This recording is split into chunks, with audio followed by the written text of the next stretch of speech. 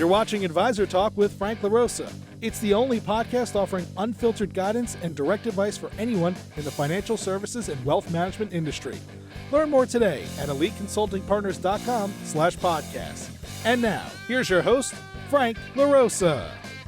Hey everybody, welcome to Advisor Talk with Frank LaRosa. I am Frank LaRosa, and it's finally sunny and bright here in New Jersey. It's been raining. I think the coronavirus and the weather simultaneously hit us, so it's nice to see a sunny day today. As normal, where I would have Dale Dempsey, my trusted COO, on with me. He's doing some studying for some exams, and so I thought, what a great time to have someone that I have known and have been able to help move their practice, and really enjoy talking to Joe Lyons from Mooney Lyons. How you doing, Joe? Good. Thanks for having me. Great. So I've known Joe and his team and his company for, I guess, probably over a year and a half now, something like that, probably pushing 2 years. And they have a real strong business.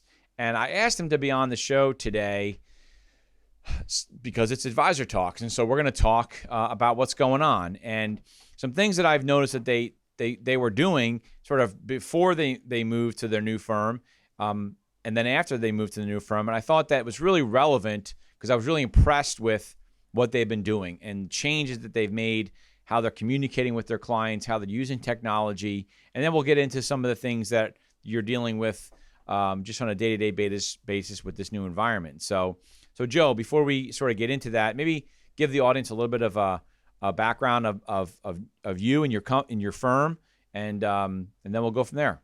Oh, thanks. So I've actually been very blessed that my business partner I've known since I was about 5 years old. So we had that immense trust factor there, which was amazing.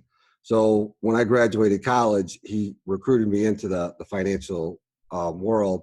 Fast forward 20 some odd years, we've got a staff of 13, 4 advisors, a junior advisor. We kind of broke our company up into the advisor team, the planning team, and the operations team.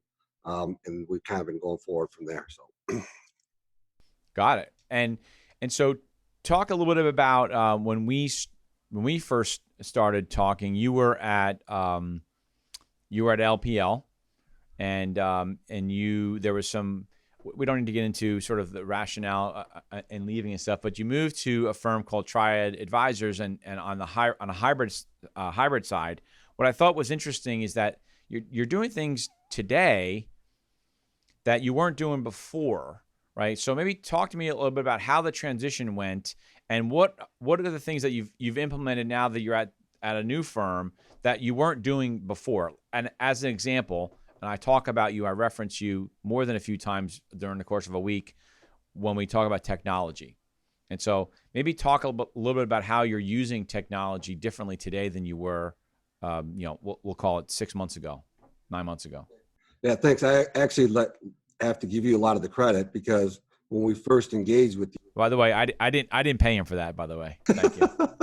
Well, when we first engaged with you, you sat us down and kind of said, hey, when we get through this journey, what do you want to look like 5 years, 10 years, 15 years from now? How do you want to see your firm, and what do you guys really want to do?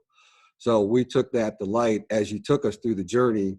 I think it was about a year-long process, or I can't remember. It seemed like forever through that process, but we got, a lot of coaching and consulting through you, which was great. So we actually, when we transitioned over, we were already starting to implement the things that we talked about over the last year or so. And when the coronavirus hit, obviously we just turned up the dial. And one of the main questions I think you posed to us, and you correct me if I mess it up, but it was something to the fact of when we get through this journey, how do we want it to come out? How do you want it to come out better for your clients? How do you want it to come out better for your organization, after we get through here? And we took that question and kind of capitalized on it. And that's kind of our focus going forward.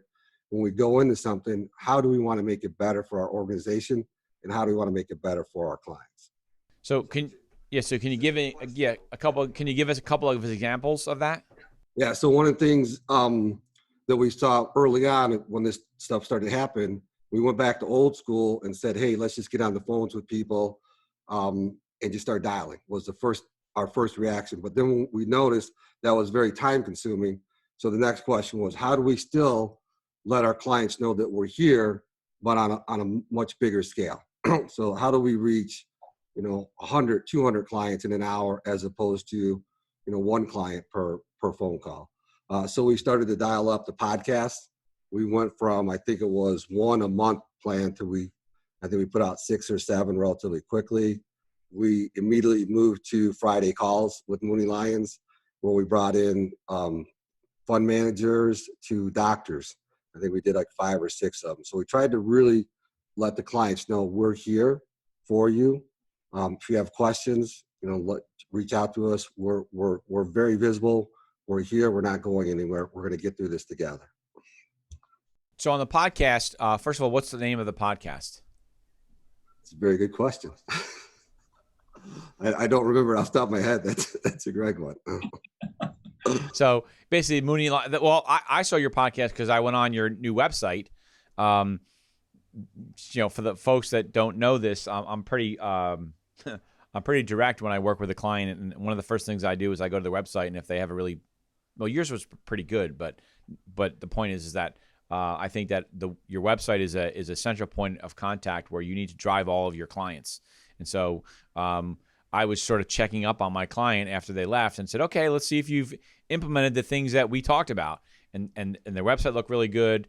And then I'm like, oh wow, there's their podcast. And I think it's relevant for the audience to understand that Keith, who's Joe's partner, well, and you were doing it too, Joe, but you were the sort of the radio guys in the past, right? And so nowadays, I mean, the radio is basically podcasts. So that's where it wasn't like some genius idea I came up with. I'm like, well, if you're already doing a radio show, you're already comfortable talking on a mic, just start recording it and do it as a podcast. So I was happy to see you guys doing that. But tell me a little bit about the topics that you're talking about specifically on the podcast. Like, how are you using that to get that out to clients, just in general? Yeah, great question. So the podcast is called Invest for Success. I know that now. So we originally came up with a year-long game plan for the podcast. And you're right. You challenged us to do additional things and kind of think outside the box and push us forward, which was awesome. So thank you for that. But we originally had a 12-month plan, a game plan of what the topics we were going to do. So we had 2 of them that were already starting to be in production. But as soon as this hit, we realized that there was a lot of data that needed to go out faster. So when the CARES Act came out, we jumped on the CARES Act and split it up to 2 parts, the consumer part, the business part. Then we when we did the Mooney Lyons talks on Friday, we started recording those so that we could replay them as a podcast and continue to get additional content that way. So it kind of migrated to what's the topic at hand? What are people concerned about right now? And we tried to just jump on and get a podcast out when we thought that the data that people wanted to see are here. Awesome. So, what people should understand is that they also have as part of their practice, and it's a multi-million-dollar practice. They also have a very large accounting practice, sort of built in and tucked in. So it creates a lot of clients, a lot of business owners. And so I think talking about the CARES Act and stuff like that was really important. Some people might say, well, my clients don't, they're older clients. They're not, this is the technology. They bring up the technology thing, right? I'm just curious, how have your older clients, people that you maybe thought, were there any that you thought, man, Bill, he's never going to listen to this thing. He's just not into that. Like, how's the response been from your clients? Actually, that's a great question. It's very great. We did have to switch. So I think one of your questions earlier, like when you emailed me, was some of the challenge that we had. We switched from, different technology vendors for that purpose alone, because we realized some clients would not be able to log in through the computer. So we wanted to make sure that there was a phone option so that they could just dial in. And we had several people join we actually moved to Zoom. We had several people join Zoom through video, but we also had an equal number just dialing in. And it was kind of funny that some of the clients couldn't figure out how to turn off the camera feature of the Zoom. So we had some very interesting Zoom meetings with professionals. So it was. That's funny. I think Saturday Night Live did a skit like that where one person didn't know what they were doing and she was like in the bathroom and they're like, turn off your video. Yeah. No, I was calling people. Hey, you cameras on. Make sure you turn it off. So That's funny. That's funny. That's awesome. So maybe let's talk a little bit about we talking about the CARES Act and coronavirus and all that stuff. Tell me a little bit about as a business owner, how have you handled what happened, right? So we're in New Jersey, so every state's been a little bit different, but on the business side of it, how did you handle this transition from your your team, right? Because you have a beautiful office. I was there a couple times, really impressive office. From that to having to have to work at home. So how did you create that continuity to keep things going? yeah, that's a great question. So again, I'm going to give you some credit here again, because remember, you're like, what do you want to look like? And one of our strategies when we originally engaged with you is we wanted to have a multi-office company. So where we had different locations. So we were already setting up that in the background, through the challenges that you gave us. So working remote for us was really easy. It was a really easy transition because we were already doing meetings, go to meeting. We switched to Zoom. Our phone systems, we could literally plug it in anywhere. So we were, kind of ahead of that curve. We just turned up the volume a little bit. We did rethink the processes throughout the time frame. So instead of physically having to be in an office, we could do virtual meetings like this, which I think reduced the amount of time, because as you know, you get into an office meeting, you probably have 5-10 minutes of everybody settling down, getting in there, just all the different rigmarole versus a Zoom meeting. You can jump on, address the issues, and jump off. So I think that greatly helped out. Awesome. So yeah, the for everybody that's listening, the question that I ask everybody, doesn't matter how much production that you do, and my team always goes, "Oh my God, he's asking that question again." But it's such a great question. That is really, what do you want to be when you grow up, right?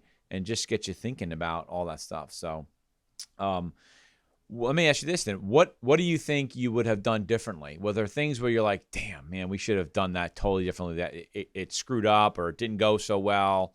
Like in hindsight, what would you have done differently? That's a great question. I think probably the Friday calls, I think we could have executed them a lot faster. We were probably a week to 2 weeks behind what I thought we should have been. But that was, trying to solve the problem of, you asked that, will the older clients be able to get on the meeting? And we didn't feel that they could actually get on a go-to-meeting. So that's why we had to figure out where can they dial into? Where can we get a dial-in number? And then the amazing part is that obviously when all this stuff hit so fast that none of the companies were really working.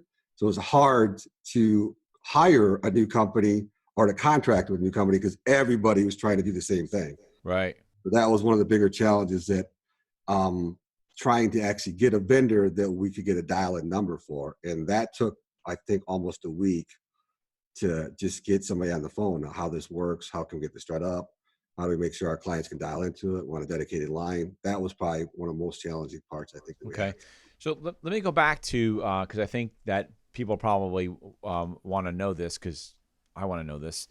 When you talk about these Friday calls, right? You touched on it for a second. You said vendors and doctors and stuff. Describe what this Friday call is specifically. So what we did is we felt that we took the approach first that we felt that the clients would want to actually hear who's managing their money. So the actual fund managers themselves. So we proactively reached out to a lot of our wholesalers and said, can you get the portfolio managers on the phone? And we just asked, and they stepped up to the plate, and they actually got a lot of them on the phone. And actually the first one we did was kind of interesting because they're from two competing companies, and they were on the phone together, and I think they did a great job. And I actually was bold enough to ask, there was a doctor that a couple of these companies work with. So I actually asked if we get the doctor on the phone, and they actually got the doctor on the phone to talk to our clients too, which is kind of a, you call it. And I remember the wholesaler saying, nobody's ever asked me that question. Okay. What kind of doctor? It was he was a surgeon and he was a pathologist, if I remember correctly. So he'd actually written an article on the coronavirus probably, and I think it was in early February. I just happened to read the article and remember his name and remember that this company had contracted him. So I just posed the question, hey, is there any way we can get Dr. Lloyd on the phone? And he's like, I don't know, I'll have to ask. And the wholesaler did a great job of, following up and getting back to us. So I was very happy with that. Awesome. Last question, and I know we sort of didn't really cover this before, but it just came to mind because I think that I'm envisioning the stuff that you're doing really going over really well. And I had this conversation with another client of ours, of mine yesterday, about the business that they're bringing in. Do you find it? And I hope you give me the right answer. Otherwise, I'm going to start talking to you about it. Do you find it easier? Have you been finding it easier to ask for more business in this environment, or are you sort of not wanting to go down that road for I'm going to say for the wrong, for not the right reason? You finding it easier? I think we're actually going to have a record quarter. We already had a record first quarter. I think we're going to have another record quarter. But by being visible and being proactive, we're getting a lot of calls from friends of clients and family members of clients that have not heard from people. They're just looking for a voice or somebody to bounce ideas off of. So yes, we're finding it very easy to get more business in this environment, assuming that you're proactive, and you're just talking to your clients and, being visible out there in the community.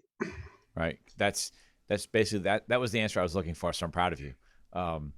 I that's my belief. And I think that if advisors are not being proactive like you, they're going to be losing business to guys like you that are being proactive. I think in this environment, it's easier to ask for business if you're showing them that you're trying to help your clients. And I just, you and I, we both been in business a long time, right? That there's certain advisors that don't want to have tough, challenging conversations with their clients, which is the wrong thing to do.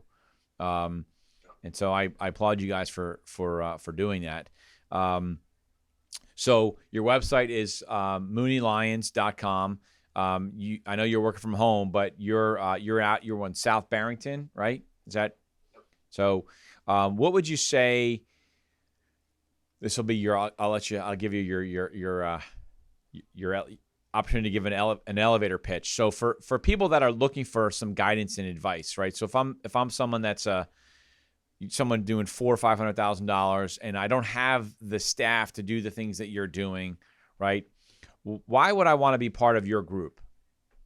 Yeah, that's a great question. And actually, to kind of add to that a little bit, we found it kind of amazing because I've been asked to do a lot of peer-to-peer Zoom meetings with some of our strategic partners, and I found it amazing that some of the challenges that advisors have going through this process. And I've always said that we're open to help anybody out. You call us up, we'll try to get through this. This is the best industry in the whole entire world. We're trying to set up study groups to help these people out. But to answer your question, you actually were a great coach and mentor through that process of what do you want to be when you grow up? We didn't want to deal with a bunch of stuff, so we outsourced it. So it's kind of same question, having that reflection of what do I want to be good at? Do I want to be good at back office stuff? Do I want to be good at, sales part? Do I want to be good at the planning part? And then outsource everything else. So we were fortunate enough that years ago that we strategically brought in a CEO that actually runs the business for us. So Keith and I are able to concentrate on the things that we really enjoy. And the same thing as we bring advisors in, the advisors are able to concentrate on the things they enjoy and then outsource everything else.